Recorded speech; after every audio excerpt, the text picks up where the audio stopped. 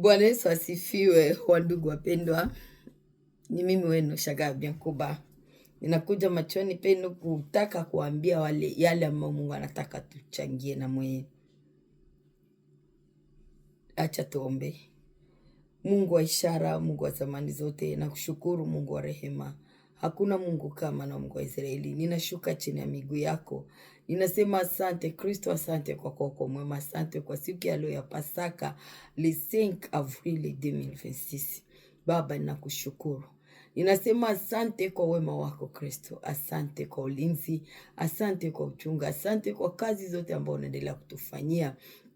Asante mfalme wa falme, asante Mungu wa kuitwa na kuitika, Mungu wa ishara, Mungu wa zamani zote. Asante kwa kuwalinda wale pia wandugu ambao Mungu anaendelea kuifanya kazi yako, na wale wote ambao hawakujue Mungu, enda kuwagusa ili wapate kukujua mfalme. Ninashuka chini ya miguu yako, ninakuomba Bwana wa mabwana, kimbilio la vizazi vyote, mtetezi wetu, Mungu mwenye nguvu. Hakuna Mungu kama na Mungu wa Israeli.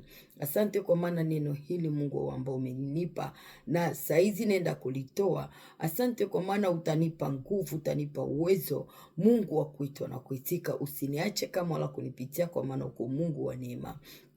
Na yule mlengo wa Mungu, acha ujumbe huu umfikie. Ni katika jina lako Yesu Kristo, Bwana na mfalme wako, Bwana na mfalme wangu, naomba na kuamini. Amina. Bwana Yesu asifiwe, wandugu wapendwa. Ni mimi wenu Shagab Biankuba. Nakuja machoni penu kuambia yale ambao Mungu anataka tena tuchangie.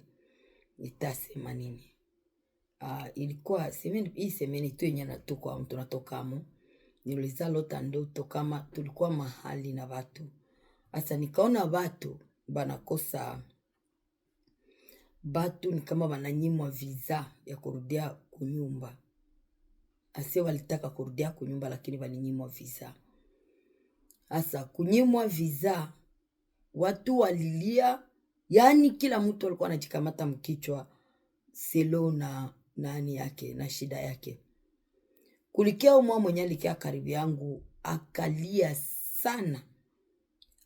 sana, ananiambia hivi, aseme hivi venye niko hapa, balijele banki yangu, make sina franga. Nini nikamwambia nini? Nikamwambia unalia jua nini? Sumtegemee Mungu. Jogisi nilisema, jogisi nilimwambia. Nilimwambia mtegemee Mungu, amuombe Mungu.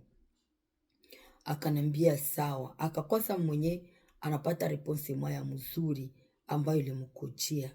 Akakuwa kama mwenye anapata amani. Ninakuja kukuambia leo ndugu yangu, jinsi ya kumtumania Mungu ni kumtegemea Mungu peke yake, kwa maana kama bila Mungu hatutayaweza haya maisha. Maisha ambayo tuko tunayaishi ni maisha magumu na mazito kwa sasa. Yako na shida, maisha ya vita, maisha ya njaa, maisha yako na shida sana. Lakini nitakwambia wewe mwenyewe hauwezi ukaweza. Ni Mungu peke yake njo anaweza katuwezea, njo anaweza katushindia. Mungu njo mwenye uwezo, Mungu njo mwenye mamlaka yote. Na kwa sababu aliweza kutuprometre kama hata tuacha, alituambiaga kama hata tuacha, na kweli Mungu hata tuacha. Acha tusome katika kitabu cha Mithali 3, mstari wake wa 5 hadi wa 6. Tusikie Mungu anatuambia nini.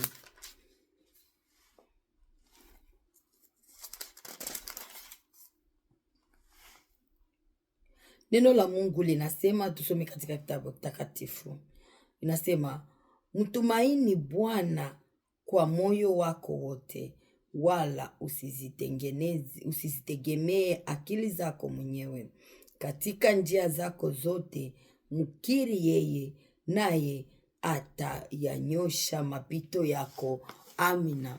Yani ingawaje problemi zinaweza zikakuwa mpaka munivo gani, ingawaje shida inaweza ikakupita akili na kupita kiwango, kumbuka kama kuna Mungu ndio kimbilio letu, kuna Mungu ndio msaada wetu, kuna Mungu ambaye anatujengea nafasi ya kwenda kufuchamia, yani kukua refugee kwenda kujirefugee kule, kwenda kuegama. Kumbuka kama kuna Mungu ambaye ametupatia hii ahadi. Anasema tumtegemee na wala tusitegemee akili zetu. Ni Mungu ambaye alitupatia promesi, alituprometre. Mtu anabaki kuwa analia sababu amenyimwa visa. Mtu anabaki kuwa analia sababu akose alinyimwa kitu fulani, sababu akose hakwenda wala hakufanyikwa kitu fulani. Mtu anabaki kuwa analia. Kila kitu tunapasha kumtegemea Mungu. Hakuna jambo ambalo tunaweza tukalifanya na akili zetu wenyewe, lakini tukimtegemea huyu Mungu, utaona gisi atajitoa kwetu. Utaona gisi atafanya mambo makubwa na ya ajabu kwetu. Tunapasha, hiyo iko must, kama gisi Bangli wanasema must. You must do it. You must lay on him only, nobody else. Not on our intelligence. Not because we are smart. Not because we are strong. Not because we can satisfy ourselves. Nobody can do it. Tunapasha kumtegemea Mungu. Ninakuambia wewe ambao unapitia mapito kwa sasa. Akose ulipoteza mzazi, akose ulipoteza kazi, akose ulipoteza mtoto, tumaini lote linaisha. Kuna Mungu ambaye anatuambia tumtegemee yeye. Kuna Mungu ambaye anafanya ishara zake katika njia ambazo tusizozijua, kama jinsi Isaya anatuambia katika kitabu cha 43 wala 43, Isaya 43, anatuambia yeye anatia njia kwenye kuna njia. Tujifunze na tujitahidi kumtegemea Mungu na wala sio akili zetu. Tumtegemee Mungu sana na wala sio mwanadamu, sababu maandiko yanatuambia mtegemea mwanadamu na laaniwe, lakini wamtegemea Mungu ni kama mlima Sayuni, mlima usiotikisika. Angalia faso yenye dunia iko napita saizi. Angalia faso gisi dunia iko naenda saizi. Biko vigumu sana kwa macho ya binadamu, lakini mtu mwenye atakupa amani ni Yesu Kristo peke yake. Na anatupatia ili tegemeo, anatupatia hii espoir, ili tumaini. Mungu anatupatia tumaini kumtegemea yeye tu, no matter what. Inasema tena kama tutapita katika moto na hatutafanyika kitu, hatutalungula.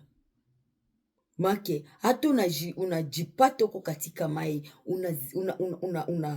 unadumbukia kabisa, unaenda, unaona kabisa mimi naenda. Kuna Mungu ambaye angala atakupa tumaini. Mungu iko. Ninakuja kukuonya, ninakuja kukupatia wewe hili, wewe ambaye umekosa tumaini. Wewe ambaye unaona kama batu yote wanakuacha, marafiki walikuacha, bandugu akose walikuacha, lakini kuna Mungu mbinguni mwenye hawezi kukuacha. Biblia tena nasema katika kitabu cha ni kitabu cha Zaburi 27:10. Yes. Psalm 27:10. Inasema nini? Inasema baba na mama wanaweza wakakuacha, lakini mimi Mungu siwezi kukuacha. Wazazi wako wanaweza wakakuacha. Wazazi ni watu tu, ni wanadamu tu. Inaweza kafika gisi, inaweza kafika anakuacha, anakukatala, hakutaki. Na haiko kitu ya kusumbua. Inaweza kasumbua juu ni injo alikuzala, lakini kama Mkristo, kama mtoto wa Mungu, utajua kama ni mwanadamu. Ni mwanadamu, lakini jambo ambalo tunaweza tukalifanya na mtu wa kumtegemea zaidi ni Yesu Kristo peke yake. Tumtegemee Yesu Kristo. Na katika haya maisha magumu ambayo tunayapitia kwa sasa, kuna maisha magumu, kuna ugumu wa maisha. Na katika makanisa kuna ukame mingi sana. Lakini kitu nitakwambia, hapana kutia espoir kwa pasteri wako. Tia espoir kwa Mungu.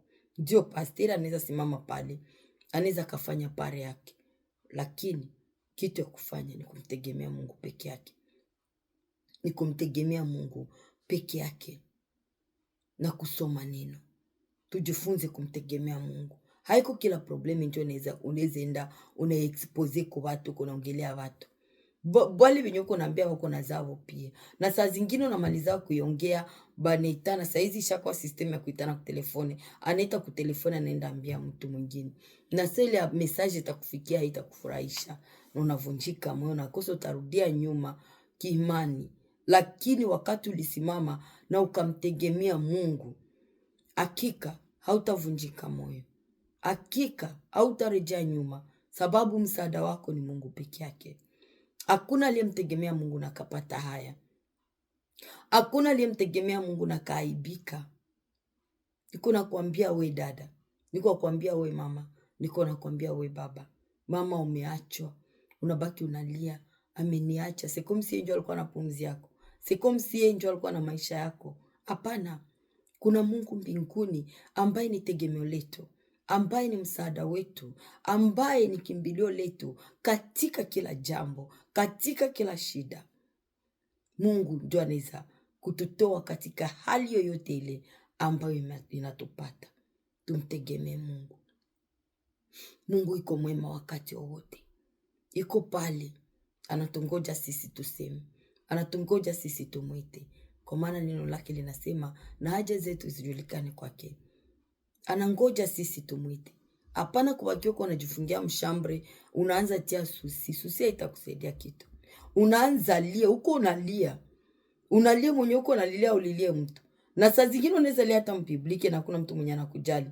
Surtout pour le moment atakukamata ma video wanazitia social media. Banazitia mu réseaux sociaux, unabaki uko unasema, ndio watu.